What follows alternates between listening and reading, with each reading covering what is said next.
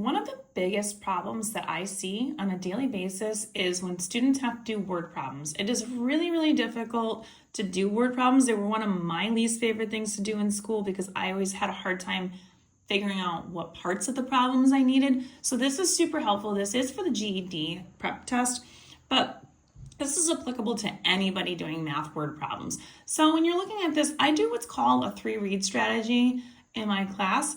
And that's just what it is allows you to read through the problem the first time, just to get the idea of what's happening in the problem.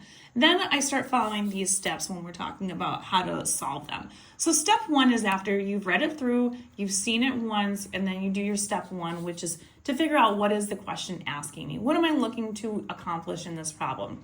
Step 2 is going to be, what is that? That's the 3rd read. What information do I need in this problem in order to figure out how to solve the problem?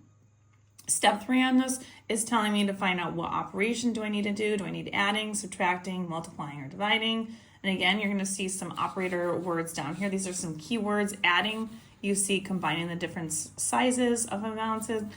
There you have subtracting, which is finding the difference between amounts. Multiplying, combining the same amount of multiple items. And then dividing is separating an amount into equal-sized groups.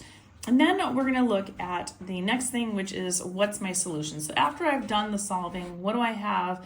And then the last step, of course, does my answer make sense? So I always usually tell people, go back and double check it. Make sure the number 1, it even makes any kind of sense. But also see if you can plug it in and see if you go and do the reverse process, does it actually work? So you always want to check your work to make sure you've done it correctly.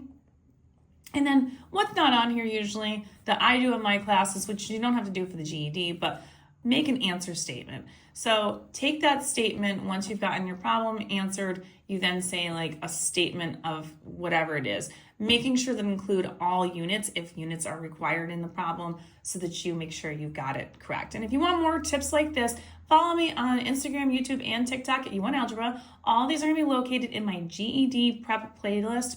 And don't forget to like, share, and follow me for more.